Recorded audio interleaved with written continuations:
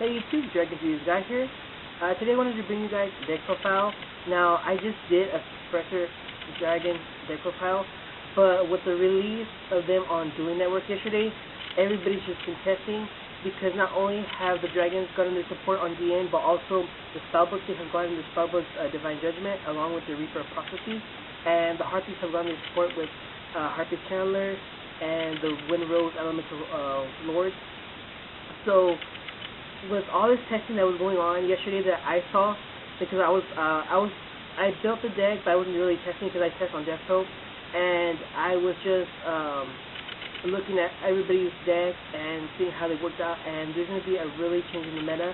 So look out for Prophecies, look out for Harpies, and look out for the Elemental Dragons, as they are now renamed from Suppressors to Incarnate, and now they are Elemental.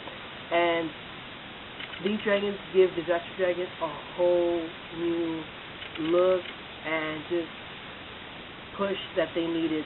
Now, if Future Fusion was around and Darkest Metal was at 3, the deck would just be extremely busted. Like, you have no idea. So it's kind of a good thing that Future Fusion is kind of banned and Darkest Metal is kind of at 1. I mean, that extra Darkest Metal maybe at 2 would be nice.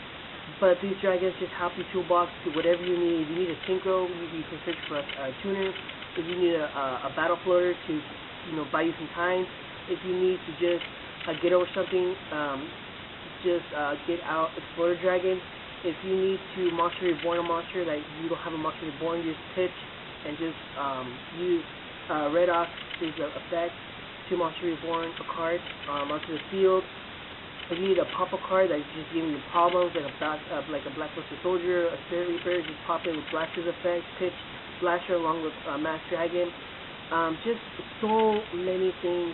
And I was on, like I said again, I was on Dueling Network because I just wanted to see what they look like, and the names had changed because Amanda LaPont Dragon Dulcro announced on her status on Facebook saying that if anybody wanted to test the dragons, they were under Elemental Dragons.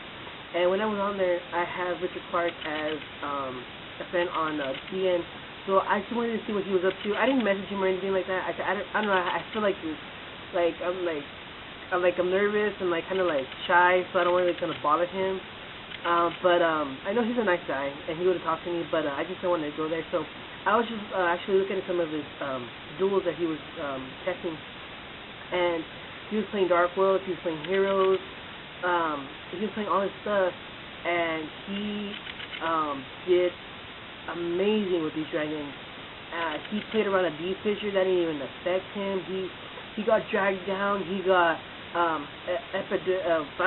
what is that called? Epidermic virus, the one that they call traps or spells, and they gotta discard them. He got Dex Devastation Virus, that didn't even affect him. He came back, and they went into Game 3, and he won. So the guy who was using Dark World says, God, he goes, this guy is good. I go, do you even know who you're up against? I mean, this is Richard Clark. I mean, he's the creator of Disaster Dragon. I mean, he knows this deck inside and out, and he's the one that made it, so it shouldn't be a surprise. And then at the end, we were talking about how, Konami had messed up the September format for us, and I wrote, well, it looks like, Konami fucked us over in September, but they were like, here's Elemental Dragons to help you guys. And Richard Park said, Konami revived my project, and this is just the beginning. And honestly, guys, this is just the beginning of Disaster Dragon. In September we were so confused and depressed because we didn't know how we were going to get this deck to work. And like I said, I didn't really play the September format. I would have, if Darkest Metal would have been at 3 and Future Fusion would have been limited. But like I said, I took a break in March format because, like I said, there's Dino Rabbit, Inspectors, and Winding Up were just completely dominating the format, and Disaster Dragon didn't really have a chance. And you would have to go more for an anti-meta build And I didn't really. I mean, it's a good build, but I didn't really like that. Disaster thing was my my deck. My one. It is my favorite deck. Like I said, I've always had a thing for dragons. I've always liked dragons, so why wouldn't I play this deck? So I played here and there. I went to locals. I did stuff like that, and just like I said, because I don't want to forget my rulings. I want to keep up with my rulings. I want to keep up, what's going on in the meta and stuff like that. So after that. The September list came out with March ending, and that's when we all saw that Darkest Metal went to 1 and Futures Region got banned because due to the inevitable Chaos Dragon deck popped up out of nowhere and just started dominating the format along with the other 2 decks. So I was planning on being competitive in that September format, except Disaster Dragons basically just got nerfed and things weren't the same after that. Excuse me. So, I tried other decks. I tried Dino Rabbit. I tried Agents, and they just weren't working out for me. I was really missing Disaster Dragon, and when I go back and I think about it, I regret. Now, if I have one regret of that whole year, Yu-Gi-Oh! Related, it's that I didn't play March format for the last time. If I knew that Darkest Metal would have went to 1 and Future Fusion would have been banned, I regret it. I regret not playing competitively that format for the last time, having Darkest Metal actually at Future Fusion live. I would have went to a YCS. We had a YCS Long Beach. I didn't even go for the same reason, because I didn't want to get, I didn't want to have my field get popped by insectors. I didn't want to get my hand started to the graveyard due to windup. I didn't want to get all my monsters banished due to Dino Rabbit. I didn't want to, like I said, I wanted to wait it out and see where the format would take us, and see where the ban list would have effect in September, but not knowing that it would affect my own deck. And so, what I'm trying to say is that with these new elemental dragons, they are basically brought back, and they are giving Disaster Dragon what they need. And I think that the way Konami's taking the format, taking basically decks, is they're giving them a lot of support. They screw them up a little bit with the ban list, but then later on they give them the support that they need. For example, the Blackies, they're getting their Pollute, Lightstorm, they're getting their Luminous. So slowly but surely we're seeing these decks come back. So I'm glad that it didn't take that long for Disaster Dragon to come back, if you know what I mean. So, anyways, I hope you guys see the point. I hope you guys see what I'm trying to do here. I never gave up on the deck. There's videos on my channel that I work with so many different builds, but I was just focusing. I wasn't the only one. I was focusing too much on trying to keep that one Red Eyes from getting banished. I was trying to get LADD to live as long as I could. There's so many things, but it wasn't working out because you would minus so much. And then if you would minus, it would affect you because you would need those cards later on. And it was just a big hassle. It was a big hassle, and it was a headache. So I'm so glad that these dragons are now going to be released in April, May. So, like I said, it gives the push and the speed that Disaster needs.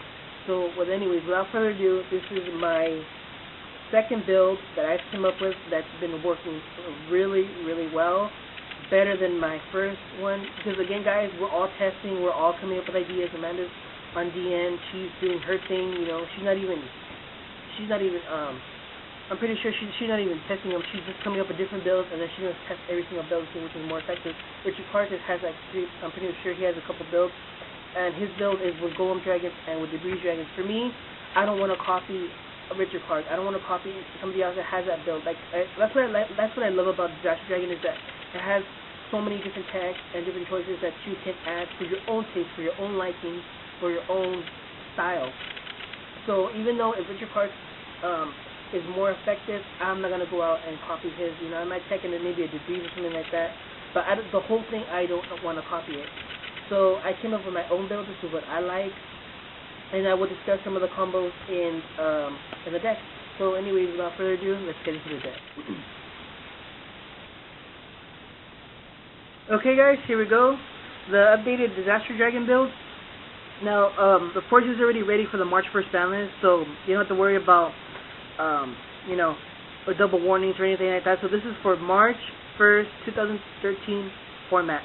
So for future reference, yeah, don't comment below saying, oh, you know, why do you have this and this? Because this is for March 1st, 2013 format. So here we go. Obviously, one red ice darkness metal. I don't have to explain anything here. Busted. So this is the one card that I brought back for me. This for all the Disaster Dragon players that are out there that are on Facebook and we're keeping up with. People are bringing back this card, and I can see why. And I just love this card so much. I mean, Light and Darkness Dragon. Light and Darkness Dragon for me is just absolutely amazing. It's one of my favorite dragons of all time. I mean, he basically just says no to every single one of your cards. You know, you would have to basically waste about 2 resources just to get over him. You know, he's a twin her a beater. You lock down your opponent, and even when he gets into the graveyard by any means, whether he gets judgment or warning, he can bring back another dragon type, any monster from your graveyard to your field. So he's always alive, and we're constantly pitching you know, dragons to the graveyard, so he's going to be always alive, and you know, whatever you need, he'll bring it out. If you need a totem, he'll bring it out. If you need a tuner like a Delta, he'll bring it out. So just so much he can do, and he's just absolutely amazing. Now this is another dragon that everybody was talking about as well. I was thinking about adding it, and I tested it yesterday, and it worked extremely well. I'll explain the combo at the end of the deck profile, but Yamada Dragon. Yamada Dragon is absolutely amazing. Not only is it, you know, 3100 ass that you can defend, but also it's a fire, so you can pitch it with Blaster. So to pop a card on the field, you know, if you need, you know, obviously we're gonna have totem in the grave, so you can stand by face totems, summon Yamada Dragon, attack, draw 5. So this is in testing, but for me it worked out extremely well yesterday.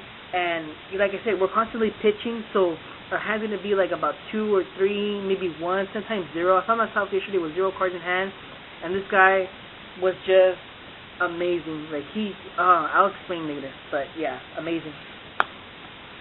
Okay, now on to our Elemental Dragons, because they are renamed from Suppressor to Incarnate to Elemental. So here we go. I'm on DN right now because I'm not used to their TCG names yet, so here we go. We have Tempest, this guy's still named Tempest, Elemental Dragon of Cyclones. If I'm reading that right, I believe. Yeah, Cyclones. Don't ask me why. I mean, I love their OCG names so much better. Tempest, the Storm Suppressor Dragon. That's just so much better to me. They're rather than Cyclones. Like, why Cyclone? I don't know. That doesn't make any sense. But anyways, yeah, we have Tempest. You can pitch a Drago, you can pitch a Wyvern, you can pitch Delta. You basically add any dragon from your deck to your hand. So this includes Light and Darkness Dragon, this includes Darkness Metal, Yamada, whatever you need, Tempest will get it for you.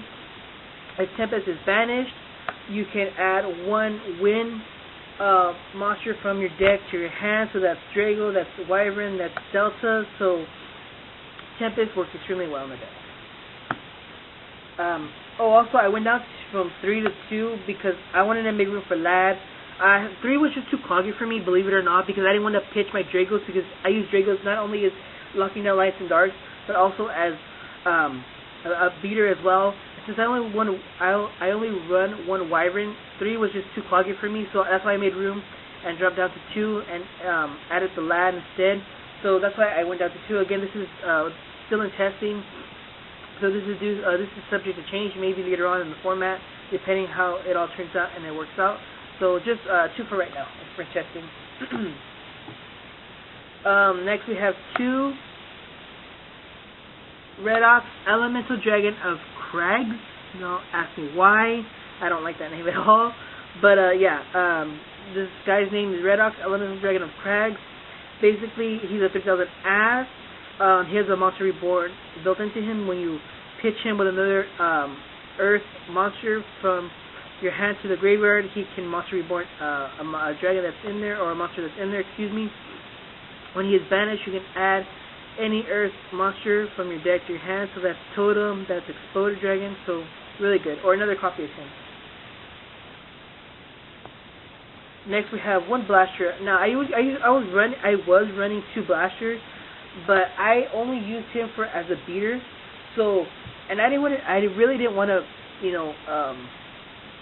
I really didn't want to pitch my Mass Dragons, because I would use them as Battle Floaters to get whatever I need, whether it be an Exploded Dragon, whether it be a Delta, whether it be a Totem. And I was really using Mass Dragon. I was really abusing Mass Dragon with him, so I didn't want to do that. So that's why I used him. I'm using him currently as a beater. If I do need to pitch him with Mass Dragon, I will, to pop a card in the field, because we are going to run into some things that we do need. Whether it be that if we run into like a Reaper or Marshmallow, so Blaster comes in there. Also, his name is Blaster Elemental Dragon of Calgerus. Oh my god, these names, TCG really messed up these names, but yeah, Blaster. So on to our regular dragons, we have 3 copies of Quackmeo Drago. Quackmeo Drago is still really good in the deck, because don't forget, Dino Rabbit's still out there, so no tour guide plays. Inspectors are still a thing, so no, no special summoning for them either. What else? Trag, Gores, everything. Like Quackmeo Drago just rocks on everything. Don't forget, Chaos Dragons are still out there as well. Chaos Agents are out there as well. So Quackmeo Drago is still really, really good. Not only that, but like I said, you can also pitch him with Tempest. He's a 1900 beater. You don't know how many times I've won games just due to this guy, because I've gone up against decks, like for example Chaos Dragon on Death Pro, and I just went for game. Because why? Because I wasn't afraid of a Trag, I wasn't afraid of a Gorse, because Quackmeo Drago just locks them down and just basically says no. So 3 of him is a must. Next, one Wyvern, again, because there's only 1 Dark Metal Dragon in this deck. So not only that, but he's an 1800 beater, which is okay. That isn't really too good right now in the format. So I mostly use him for pitching with Tempest to get a Darkness Metal to hand, or once in a while, like I'll synchro with him for whether it be Stardust Dragon or Scrap Dragon.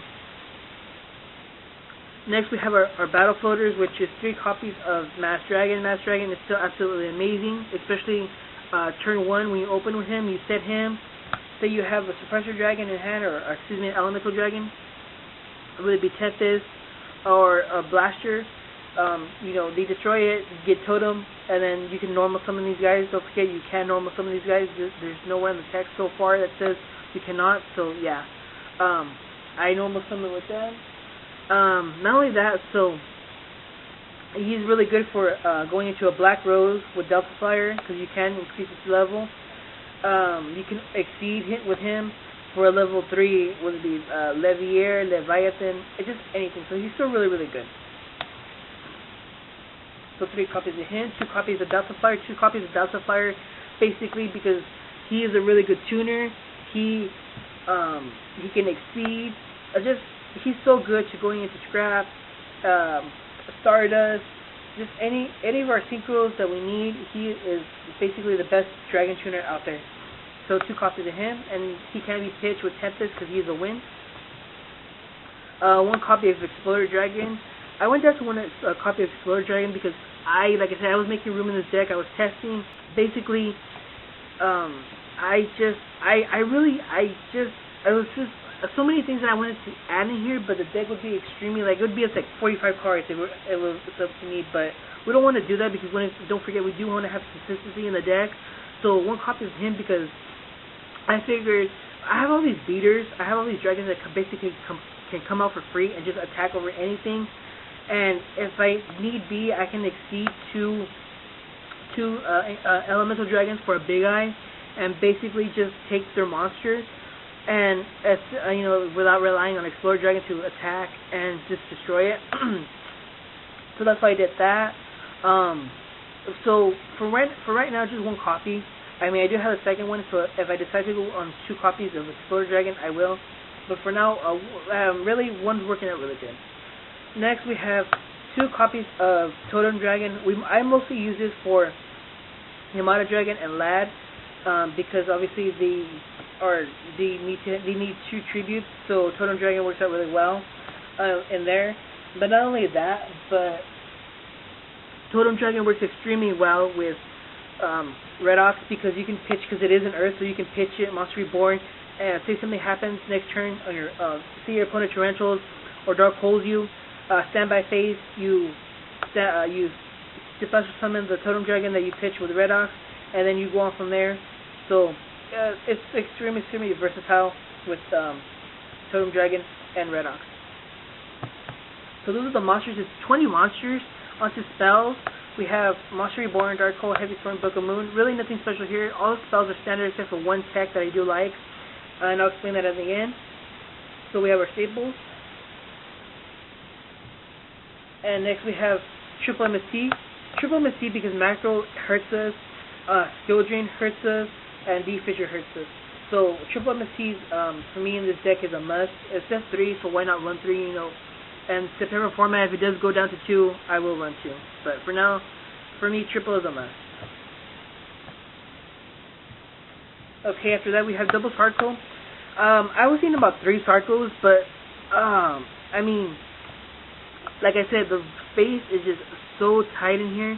Insert sexual comment there, but yeah, 2 copies of Sarco for now. If I do need a 3rd one, I will add the 3rd one, but for me, 2 is working out really well. And next, this is my personal trick. 1 copy of Burial from a Different Dimension, because we're constantly removing and removing. And so Burial is going to be really alive in this deck, because we're constantly moving totems, we're moving elemental dragons. So if we need to, if we have a big gameplay in the next turn, we can basically chain this, add our 3 dragons that we need, and go on from there. Now, this a combo that I did with yesterday when I was testing was this. I had no cards in hand. I had nothing on the field. My opponent was playing Chaos Agents. So I had nothing in hand. I drew. I had 3 dragons banished. 1 was a totem, and I had 1 face down. I had Burial from a Different Dimension face down, and I drew into Yamada Dragon. So I standby phase, Burial from a Different Dimension, added Totem Dragon to Graves, standby totem, remove totem, and summon Yamada Dragon. So after that, my opponent had a face-up Spirit Reaper, and he attacked me, and I had a Dark Hole in hand, so it was my only card that I had, so I pushed it to the graveyard, and that's when I drew into Yamada Dragon. So I normal summon Yamada Dragon, attacked Spirit Reaper, dropped down my opponent to, I believe it was like 300 life points, and I drew my 5 cards, so it was absolutely amazing. Next turn, he had no comeback, and I special summoned my suppressor elemental dragons, and went on from there. So it was really amazing. I mean, Yamada Dragon, like I said, is really good, because like I said, we're constantly pitching. So that's why I decided to attack the Burial, because like I said, we are going to be removing the totems.